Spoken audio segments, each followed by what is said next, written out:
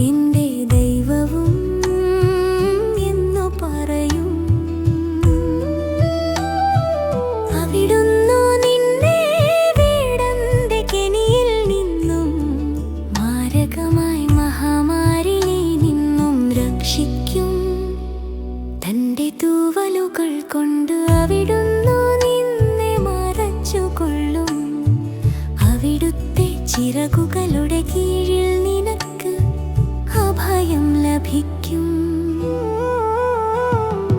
അവിടുത്തെ വിശ്വസ്തത നിനക്കു കവചവും പരിചയവുമായിരിക്കും.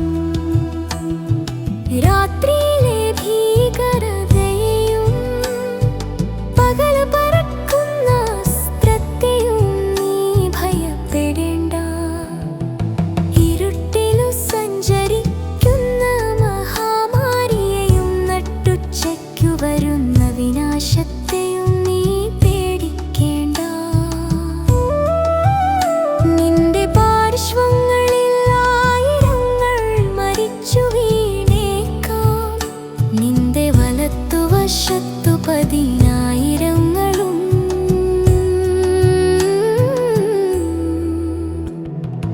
എങ്കിലും നിനക്കിനി ഒരനർത്ഥവും സംഭവിക്കുകയില്ല.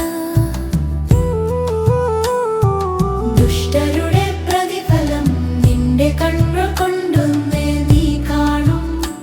നീ കർത്താവിൽ ആശ്രയിച്ചു, അത്യുന്നതനിൽ നീ വാസമുറപ്പിച്ചു. നിനക്കൊരു തിന്മയും ഭവിക്കുകയില്ല, ഒരനർത്ഥവും നിന്റെ കൂടാരത്തെ സമീപിക്കുകയില്ല. നിന്റെ വഴികളിൽ നിന്നെ കാത്തുപാലിക്കാൻ അവിടുന്ന് തന്റെ ദൂതന്മാരോട് കൽപ്പിക്കും. നിന്റെ പാദം കല്ലിൽ തട്ടാതിരിക്കാൻ അവർ നിന്നെ കൈകളിൽ വഹിച്ചുകൊള്ളും. സിംഹത്തിന്റെയും അണലിയുടെയും മേൽ നീ ചവിട്ടി നടക്കും. യുവസിംഹത്തെയും സർപ്പത്തെയും നീ ചവിട്ടി മെതിക്കും. അവൻ സ്നേഹത്തിൽ എന്നോടൊട്ടി നിൽക്കുന്നതിനാൽ ഞാൻ അവനെ രക്ഷിക്കും. അവൻ എന്റെ നാമം അറിയുന്നതുകൊണ്ട് ഞാൻ അവനെ സംരക്ഷിക്കും. അവൻ എന്നെ വിളിച്ചപേക്ഷിക്കുമ്പോൾ ഞാൻ ഉത്തരമരുളും.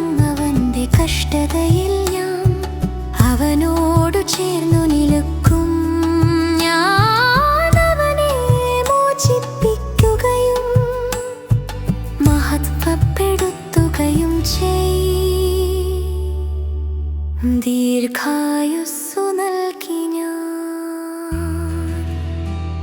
അവനെ സംതൃപ്തനാക്കും. എന്റെ രക്ഷ ഞാൻ അവനു കാണിച്ചു കൊടുക്കും.